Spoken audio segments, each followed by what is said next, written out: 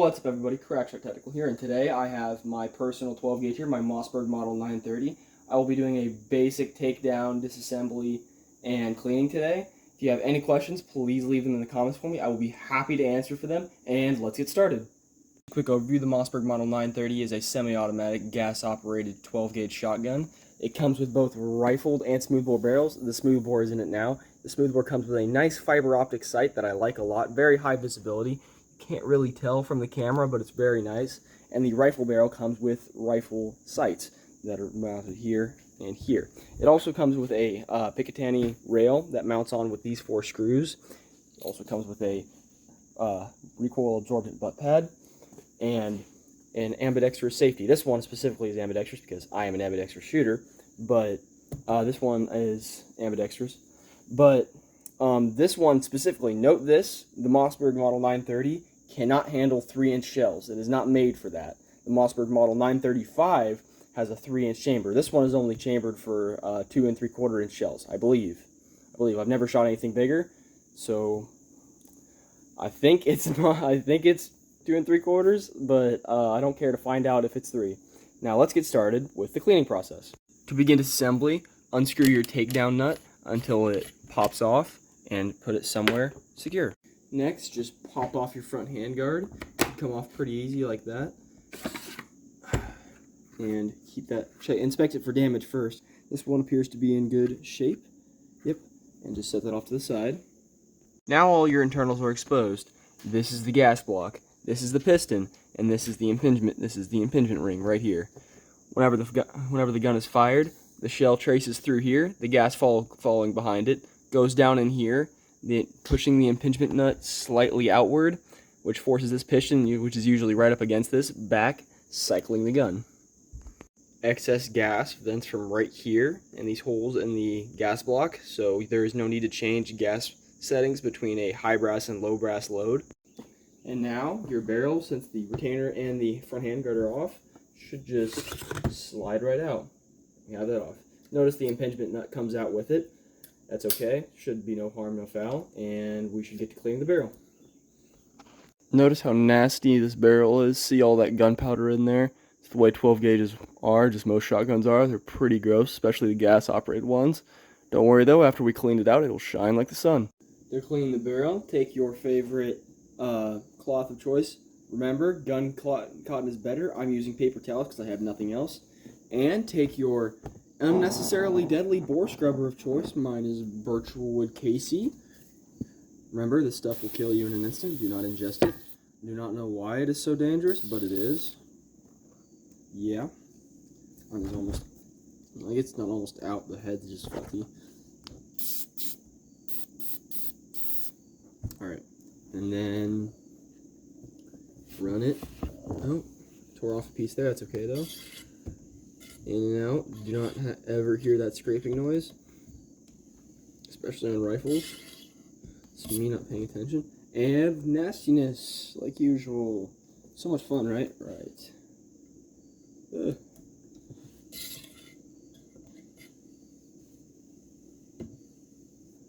Yep, pretty gross. Let's move on to the next side. Again, take your paper towel or rag that you can fit through the barrel and douse it with your favorite death chemical, bore scrubber. My absolute favorite.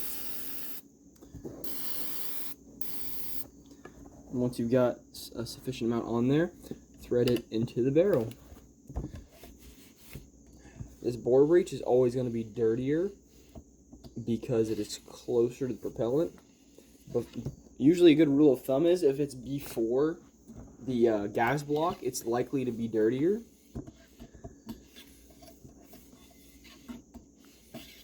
Yep, and my theory is correct. It's nasty as heck. Now I will begin the drying process. And now I'll begin the drying. Just a dry paper towel, and you run it through there a couple times. Now, of course, you can leave the bore scrubber on there if you want. I just prefer to not, because I want to make sure my gun is just kept pristine. I do not know if that bore scrubber will eventually become corrosive. There we go. See, I still get some dirt out of there. You'll always end up getting dirt out of there until, you just bathe it. But It's fine.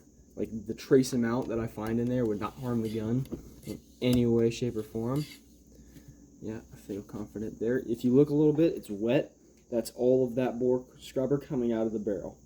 Now let's flip it to the other side. I can use the same rag since it's still not wet enough to be a problem. And I just do the same thing. Ensure it's not nasty.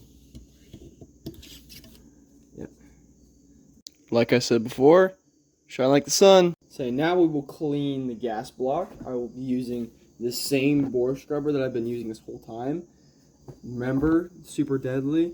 Like, after the reading the labels on the can, I'm not entirely certain that I couldn't use it more effectively to stop a home intruder than the firearm I'm cleaning with it. Just saying. Like, ditch that wasp spray stuff and use this. It will very likely kill the home intruder. I'm going to take out the impingement ring first, and I will clean that. Make sure you get this, because this is this little ring around it is the gas seal, and that is important because that is what seals it. Without that, it'll come out a little bit and it'll stop, and it won't cycle your gun fully, and that will be a massive issue.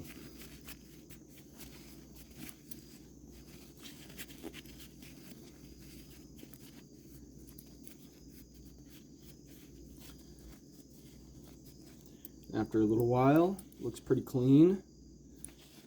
Sure, it's all good. Yep, I'll set that off to the side, and I'll get the actual inside of the gas block. The gas block and the barrel in front of the gas block is usually the most nasty part of the gun, as I say that,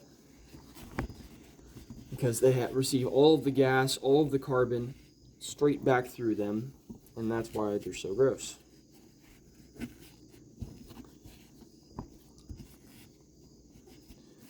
Now you want to be pretty thorough with this, because this is the most critical part to firearm function. Well, one of them. I mean, all of them are pretty critical, but if your gas block fails, it will not cycle the gun. It will not cycle the gun, and it very well may explode. I will dry it now. Let me grab a paper towel, because I just want to get all that. I want to get all the bore scrubber out of there. I do not know if it flames away. I think it does. That's another issue. So, some gun cleaning components are not flame away, and what flame away is whenever you fire, it'll just burn up with the powder. It won't just stay in there and gum up or damage other components.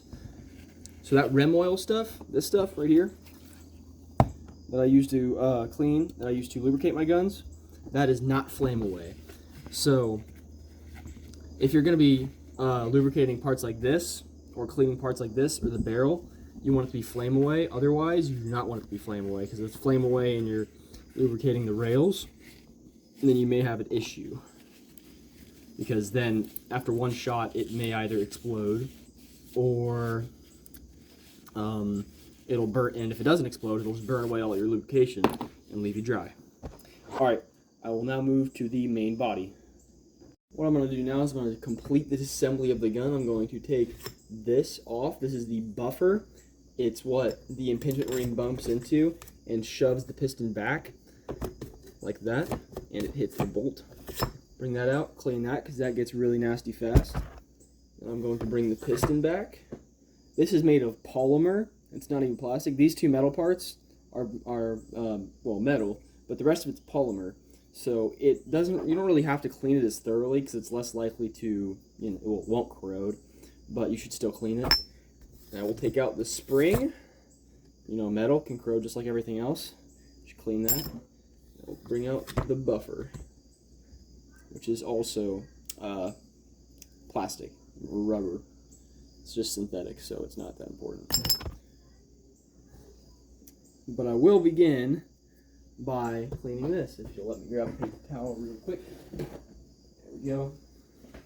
So whenever I clean this, I mix bore scrubber together, and not very much bore scrubber, because bore scrubbers flame away, and it could cause my gun to, explode in my hands, which is, generally not healthy for me or the gun. So I don't put very much on there, and I put a lot of rem oil because that's where the moving parts are of the gun. So most of it is rem oil. And yes, I'm spraying it off screen. You don't need to see me spray the rem oil on the towel. I think that's pretty simple. And you just run it along there, and as you can see, it's really, really gross because a bunch of gas feedback comes through there.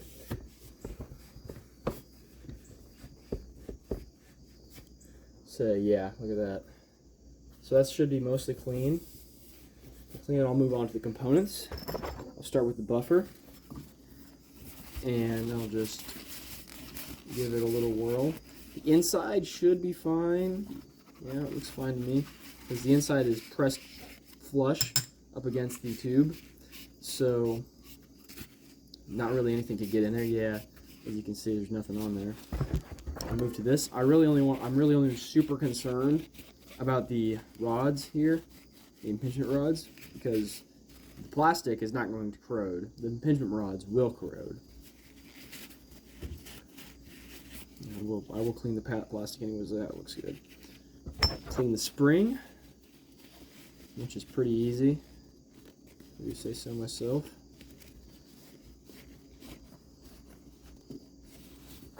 See? And then I'll clean the buffer. The buffer's at the end of that powertrain, the whole thing. Everything slams into the buffer. So, metal fragments, just literally anything, carbon, pretty much all of it ends up. That doesn't exit the system, ends up right there in the buffer, including excess lubrication, what I usually find. Get a little spot in there, I didn't see that. There we go. And then, now I'm going to shift my attention to the bolt carrier group and bolt in general. So this part is pretty gross as far as it goes. I'm going to let it forward here. Now, the bolt face is the same as in the SA-20 except 12 gauge. It'll slide forward freely if the barrel is not in place to stop it. But I'm going to use that to my advantage, and I'm going to clean the bolt face. Now, bolt face on this 12 gauge specifically is usually pretty clean, so I don't have to worry about much. I will clean the rear part. Again, when cleaning the rear part of your bolt face, be very, very careful to not let off the safety or accidentally pull the trigger. Even if the gun's unloaded, you should never do that. But in this case, the hammer will also fall on your fingers and generally not feel great. So make sure you keep that. Yeah. So that was a little rusty back there if you look. So yeah, I'll let that one go a little bit. I don't clean back behind the bolt carrier group often. There we go. And then I will open it back up so I get access to the inside of the bolt carrier system, and I will clean out the inside.